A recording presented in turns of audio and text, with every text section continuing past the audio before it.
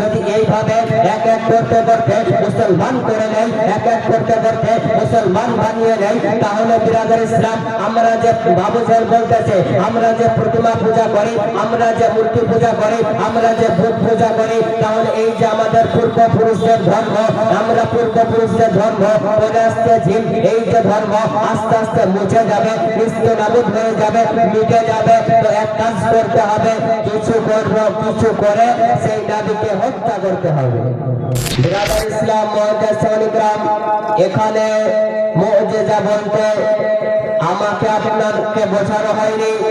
মুআজ্জাজা বলতে আমার নবী, আপনার নবী তথা সারা বিশ্বের নবী সাল্লাল্লাহু তাআলা আলাইহি ওয়াসাল্লামকে বোঝানো হয়েছে।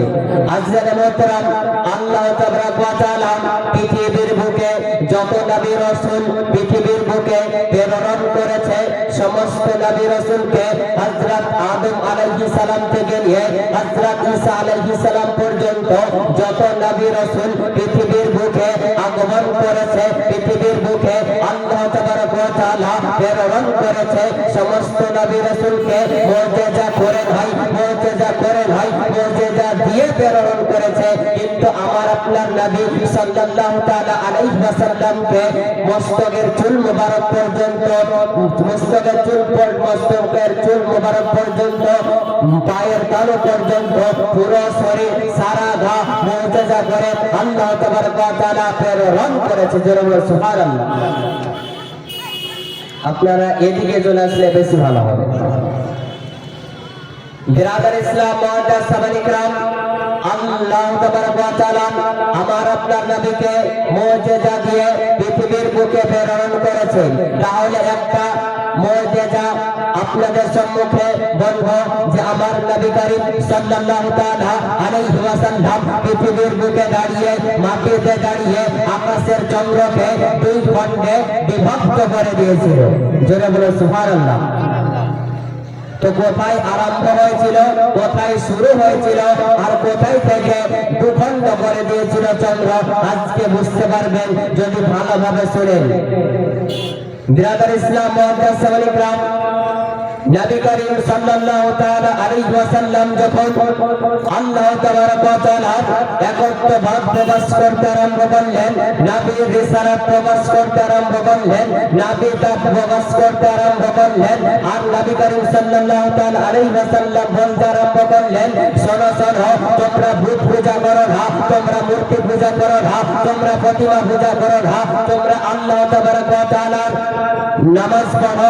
বিরাদার ইসলাম, কালেমা পড়ে মুসলমান হয়ে যাও, আর মুসলমান হয়ে যাওয়ার পরে দিন ইসলামের যে নামাজ পড়া রয়েছে, রোজা রাখা রয়েছে, তোমরা নামাজ পড়ো, রোজা রাখো, হজ করো।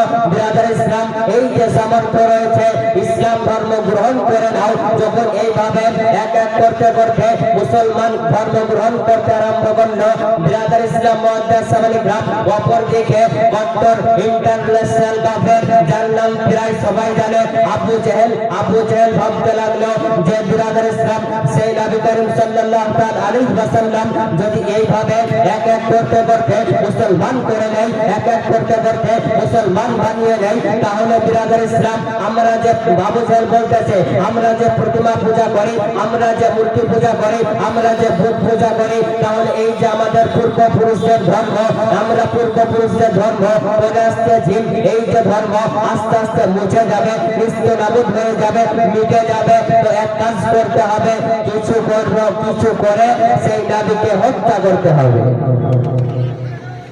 কি সিদ্ধান্ত নিল? যে ওই নবীকে হত্যা করতে হবে। একটা কথা বলে দিই আপনাদেরকে, যে যখন একটা মানুষ অপর মানুষকে চতুর্দিক থেকে নিচু করতে যখন না পারে, ছোট করতে যখন না পারে, তখন সিদ্ধান্ত নিয়ে নেয় যে তাকে হত্যা করব।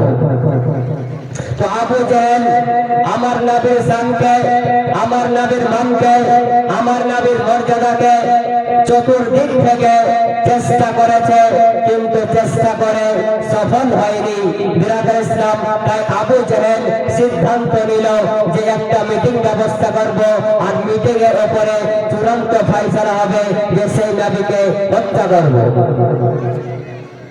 বিরাদর ইসলাম আবু জেহেল তাই একটা সভার ব্যবস্থা করলো, নির্জন রাত্রিতে একটা সভার আয়োজন করেছে। সেই সভাতে সমস্ত মানুষ, প্রায় মানুষ বসে আছে। বসে থাকার পর আবু জেহেল বক্তব্য দিচ্ছে। আবু জেহেল বলতেছে, শোনো শোনো, তোমরা কি জানো না, তোমরা কি শুনছো না যে একজন নবী এসেছে, সে আল্লাহ তাবারক ওয়া তাআলার ওয়াহদানিয়ত প্রকাশ করতেছে, আল্লাহর একত্ববাদ প্রকাশ করতেছে, রাসূলের রিসালাত প্রকাশ করতেছে, আর মানুষকে বলতেছে তোমরা মূর্তি পূজা করো না, তোমরা বুত পূজা করো না, তোমরা কালিমা পড়ে ইসলাম ধর্ম গ্রহণ করে তোমরা মুসলমান হয়ে যাও, আর তোমরা নামাজ পড়ো, আল্লাহ তাবারক ওয়া তাআলা একটা মেনে নাও। বিরাদর ইসলাম এইভাবে যখন আবু জেহেল বলতেছে সবাইকে, তোমরা কি এটা জানো না, তোমরা ওই যে নবী করিম সাল্লাল্লাহু তাআলা আলাইহি ওয়াসাল্লাম এইভাবে যদি এক এক করতে করতে মুসলমান করে নেয়, মুসলমান বানিয়ে নেয়, তাহলে বিরাদর ইসলাম আবু জেহেল বলতেছে আমরা যে বুত পূজা করি, এই যে ধর্ম আমাদের আদি পূর্বপুরুষদের ধর্ম, এই ধর্ম মিটে যাবে, মুছে যাবে। তাই এক কাজ করতে হবে, সবার মধ্যে বলতেছে সেই নবীকে হত্যা করে দিতে হবে। কি বলছে? সেই নবীকে হত্যা করে দিতে হবে। আজকে মোহতারাম, সেই সবার মধ্যে একজন ভালো ব্যক্তি ছিল, একজন চালাক ব্যক্তি ছিল। সেই চালাক ব্যক্তি, তার নাম হলো হাবিব ইয়ামিনী। সে ইয়ামান দেশের ব্যক্তি ছিল। তার লাস্টে তাই বলছে হাবিব ইয়ামিনী। হাবিব ইয়ামিনী চট করে উঠে দাঁড়িয়ে বলতেছে, হে আবু জেহেল, তুমি যে বলতেছো যে সেই নবীকে হত্যা করতে হবে, তো এটা যে তুমি বলতেছো এটা কাপুরুষের কাজ হচ্ছে, এটা কাপুরুষের কাজ হচ্ছে। কারণ একজন সভার মধ্যে অনুপস্থিত থাকার পর, একজন সভার উপরে, সবার নিকটে, সবার কাছে না থাকার পর তার সম্পর্কে তুমি কথা বলতেছো, এটা একজন কাপুরুষের কাজ। তো যদি হত্যা করতে হয় তো তুমি তাকে ডাকো, এবং তিনি কি বলতেছে আর তুমি কি বলতেছো, মানুষ সেটা বুঝে নিবে যে কার কোনটা সঠিক, কোনটা বেঠিক। বিরাদর ইসলাম আবু জেহেল বেকায়দায় পড়ে গেল, কি করবে? লাস্ট পর্যন্ত বলল ঠিক আছে, সেই নবীকে এই সবার মধ্যে ডাকা হোক। আজকে মোহতারাম, আবু জেহেল একজন দাসকে পাঠালো, বলল যাও সে নবীকে ডেকে নিয়ে এসো। আজকে মোহতারাম, নির্জন রাত্রিতে আবু জেহেলের দাস, আবু জেহেলের গোলাম নবী করিম সাল্লাল্লাহু তাআলা আলাইহি ওয়াসাল্লামকে ডাকতে চলে গেলেন। বিরাদর ইসলাম যাওয়ার পর বলতেছে, হে নবী, আপনাকে আবু জেহেল ডেকেছে। আবু জেহেলের বাড়িতে একটা মিটিং এর ব্যবস্থা করেছে, তাই আবু জেহেল আপনাকে ডেকেছে। যখন একথা বললেন আবু জেহেলের গোলাম, তো বিরাদর ইসলাম ইসলাম জগতের, মুসলিম জাহানের সর্বোত্তম খলিফা, সর্বপ্রথম খলিফা বিরাদর ইসলাম, যার সম্পর্কে বলা হয়েছে আফজালু বা'দুল আম্বিয়া, নবীগণের পরে পরে উত্তম চরিত্র, উত্তম স্থান হযরত আবু বকর সিদ্দিক রাদিয়াল্লাহু তাআলা আনহু। তিনি বলতে আরম্ভ করলেন, ইয়া রাসূলুল্লাহ, ইয়া হাবিবাল্লাহ, আপনি এই নির্জন রাত্রিতে, এই নির্জন রাত্রিতে যাবেন না, কারণ এই নির্জন রাত্রিতে যদি আপনি যান তাহলে আবু জেহেলের গোলামরা, আবু জেহেলের দাসীরা, আবু জেহেল বিরাদর ইসলাম অন্য মানুষেরা, বেধর্মীরা, মুশরিকরা, কাফেররা আপনার প্রতি অ্যাটাক করতে পারে, আপনার প্রতি আক্রমণ করতে পারে। তাই আবু বকর সিদ্দিক রাদিয়াল্লাহু তাআলা বলতেছে, ইয়া রাসূলুল্লাহ, আপনি এই রাত্রিতে যাবেন না। কি বললেন? বললেন এই রাত্রিতে আপনি যাবেন না। তো আমার নবী করিম সাল্লাল্লাহু তাআলা আলাইহি ওয়াসাল্লাম বলতেছে, হে আবু বকর শোনো শোনো, খুব মিষ্টি করে বলতেছে, হে আবু বকর শোনো, হে আবু বকর শোনো, ইয়া আবু বকর, ইয়া আবু বকর লা তাহজান ইন্নাল্লাহ মা'না। নবী করিম সাল্লাল্লাহু তাআলা আলাইহি ওয়াসাল্লাম বলতেছে, হে আবু বকর, টেনশন করো না, চিন্তা করো না, টেনশন করো না, যে আমাদের সঙ্গে আল্লাহ আছে, আমাদের জেহেলের সঙ্গে আল্লাহ আছে। নবী করিম সাল্লাল্লাহু তাআলা আলাইহি ওয়াসাল্লাম বললেন আমাদের সঙ্গে আল্লাহ রয়েছে। চলো আবু জেহেল যখন ডাকতেছে চলো যাওয়া যাক, কোনো টেনশনের কারণ নাই, কারণ মারার মালিকও আল্লাহ, রাখার মালিকও আল্লাহ, কোনো টেনশন না করে চলো যাওয়া যাক। আজারে মুহতারাম নবী করিম সাল্লাল্লাহু তাআলা আলাইহি ওয়াসাল্লাম এবং হযরত আবু বকর সিদ্দিক রাদিয়াল্লাহু তাআলা আনহু এবং আবু জেহেলের দাস তিনজন মিলে নির্জন রাত্রিতে আবু জেহেলের বাড়ি থেকে রওনা হলেন।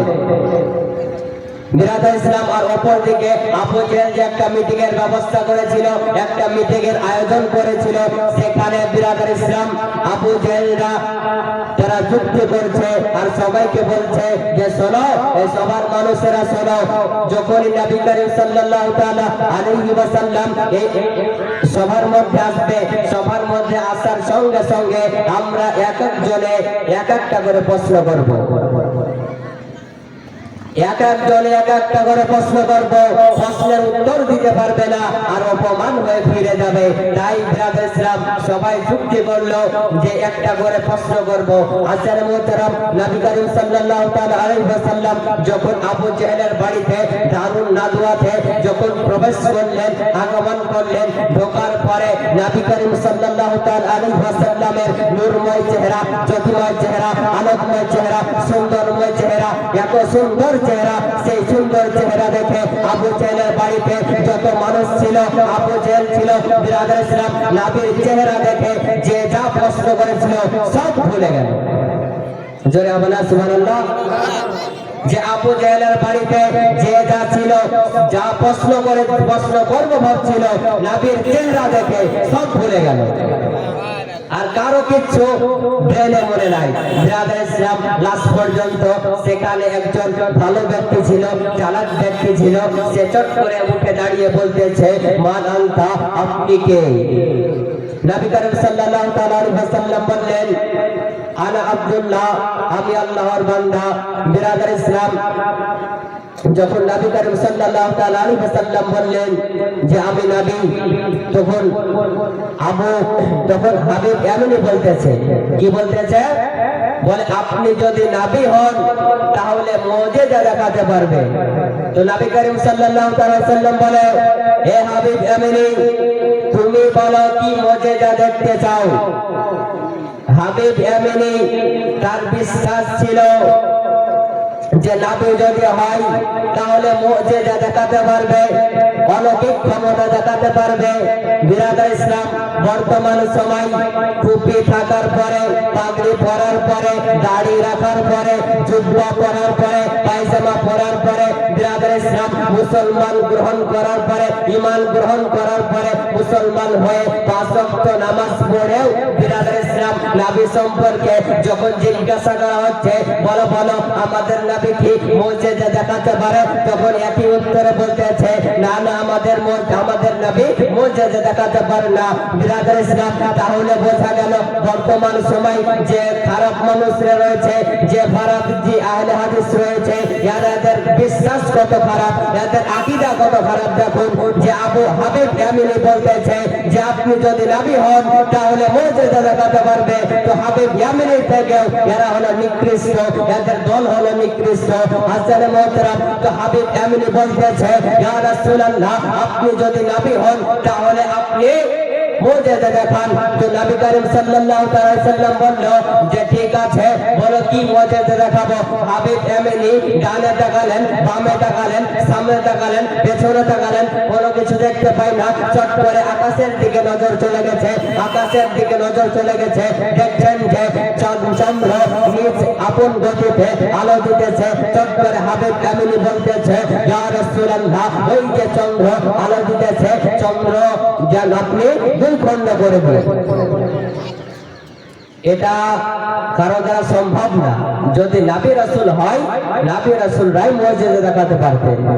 তো আমার নবী সাল্লাল্লাহু তাআলা আলাইহি ওয়াসাল্লাম জমিনে দাঁড়িয়ে আকাশের চন্দ্রের দিকে শাহাদাত আঙ্গুলের ইশারা যেমনই করেছে, সঙ্গে সঙ্গে চন্দ্র দুই খণ্ডে বিভক্ত হয়ে গেল। জোরে বলে সুবহানাল্লাহ।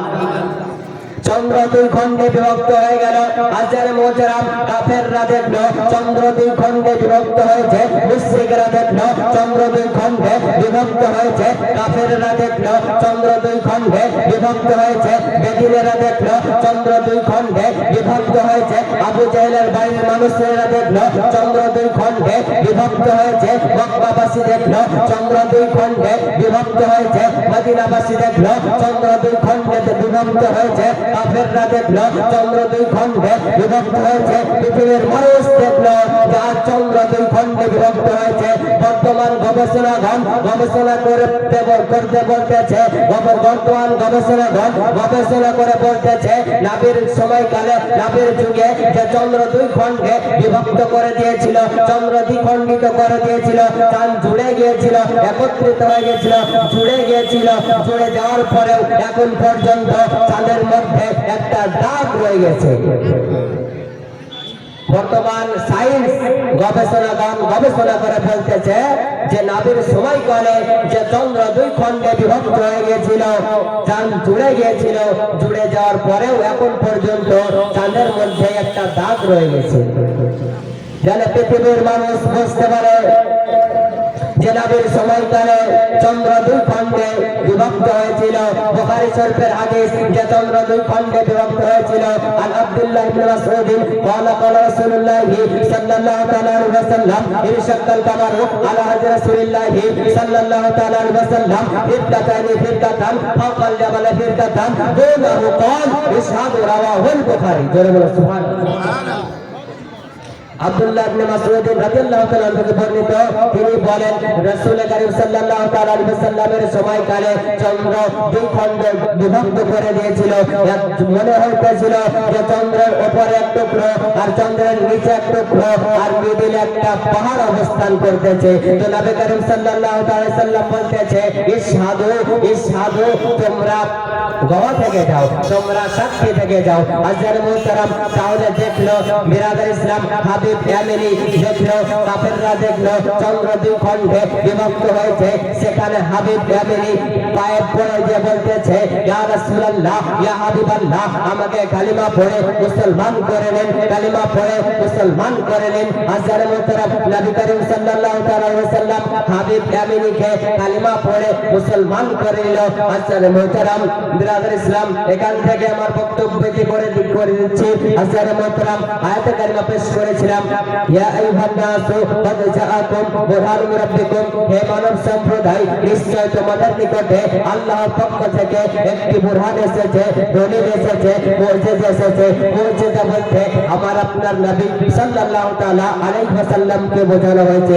বলা ভাষার মধ্যে যদি হয়ে থাকে ভুল ত্রুটি ক্ষমা প্রার্থী। ওয়া মা আলাইনা ইল্লাল বালাগ। আসসালামু আলাইকুম ওয়া রাহমাতুল্লাহি ওয়া বারাকাতুহু।